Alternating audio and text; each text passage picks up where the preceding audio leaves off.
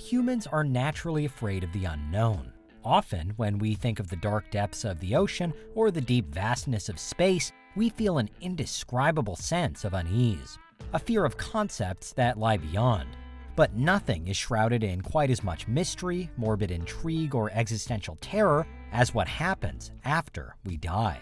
But this is Unveiled, and today we're answering the extraordinary question, what if we proved life after death? Are you a fiend for facts? Are you constantly curious?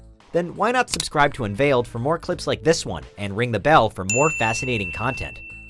If there's one question in the history of the world that humanity most wants an answer to, it's this one.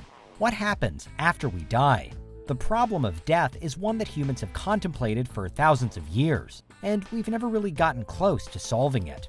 Modern science continually enables us to delay death just a little while longer, and average life expectancy has increased. But the ultimate end still inevitably comes one way or another.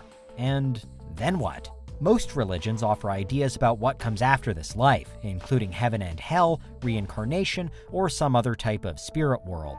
Meanwhile, there are increasing numbers of science and future tech initiatives aiming to build an afterlife before we get there, including various plans to upload human consciousness onto digital drives where it exists for all time. That's the hope, anyway.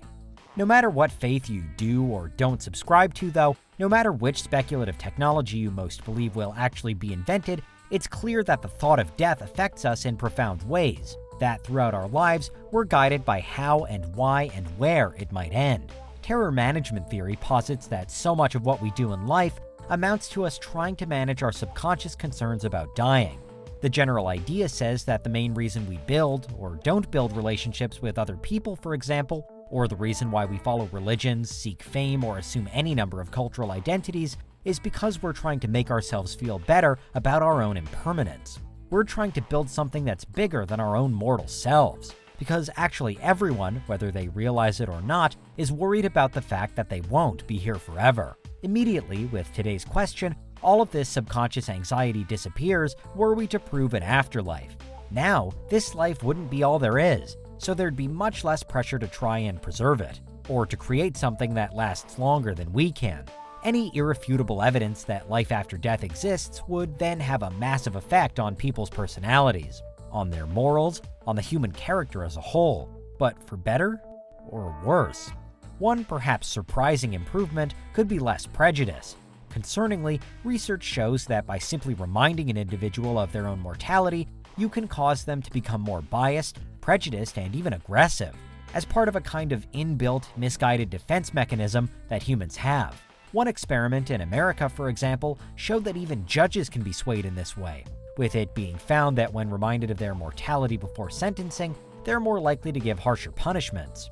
We can say that even the justice system itself, then, is shaped by the specter of death, and we can see how the thought of death can provoke from within us a deep-rooted kickback, which could then lead to social problems ranging from unfairness to intolerance to perhaps even violence. But if we knew that death wasn't the end, then none of those things need happen.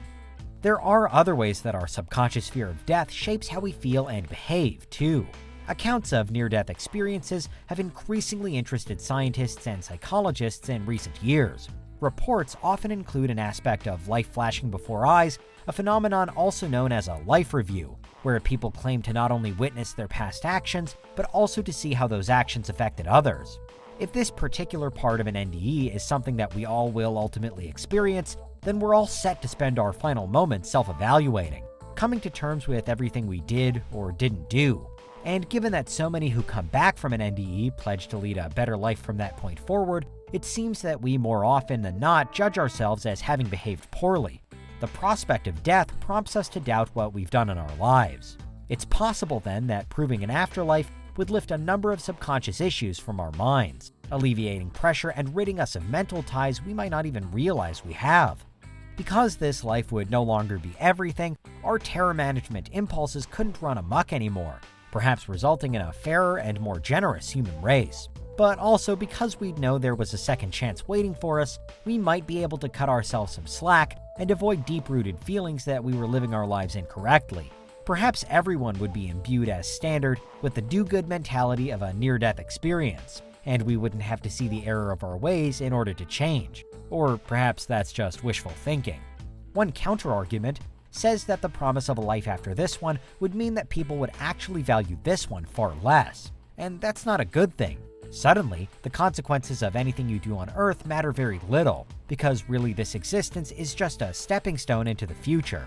At its best, this interpretation leads to reckless abandon, people doing what they want, when they want, because who cares? You're guaranteed to try again after all of this is over anyway. At its worst though, it leads to selfishness and cruelty, with every cruel act now diluted by the human psyche because everyone is scarily safe in the knowledge that nothing matters in this life so long as there's another one on its way. Naturally, so much of this hypothetical rests on what form our confirmed afterlife would take. Is it heaven and hell? Is it reincarnation? Do we all become ghosts? Or is it nothing like what we expected? Is there a God waiting for us when we arrive, or isn't there? And if there is, what type of God? Meanwhile, there are any number of scientific theories which could serve to shape our understanding too. The US computer scientist Brian Ellman, for example, theorizes that the afterlife is merely our last moments before death played on repeat, a dreamlike state he calls natural eternal consciousness. So is that all we'd have proven? Needless to say, the particulars of life after death would completely reshape society on Earth. Religions could quickly disappear, with only those which most closely predicted the real-world afterlife retaining any followers. Science would head in all new directions too, as the revelation would go against many, and most, mainstream scientific theories. Physicists in particular would have a hard time trying to explain it in logical terms. If there's a good place and a bad place, a heaven and hell, then one offshoot could be an afterlife industry, built on products and schemes to get people where they most wanted to be. We'd see companies monetizing the path to the hereafter, because some people would try to buy their way in, products on shelves to better your chances of heaven, supposed experts styling themselves as trusted gatekeepers between the here and there, guaranteeing you safe passage or your money back. In this incredible scenario, Earth could unfortunately descend like this, into a corrupt, insincere, and fraudulent realm where everyone's striving to boost their afterlife potential, a chaotic midway point on the road to a higher plane. Or if we assume that the better sides of humanity take hold, then a proven afterlife could prompt us all to help others.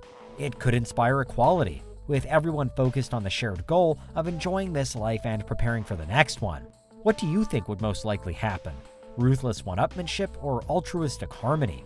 According to the psychologist Stephen Rees, writing in 2016, one main reason why many religions offer an afterlife in the first place is to help us to find tranquility in this life. For terror management theorists, it's more simply about us staving off death anxiety until the moment comes.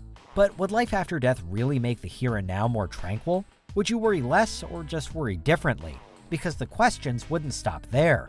For one, if there's a life after this one, then what comes after that? And would the afterlife also be proof of immortality? Proof that whatever we did on Earth or beyond, we'd know about it forever? Do these ideas dampen our fears or intensify them?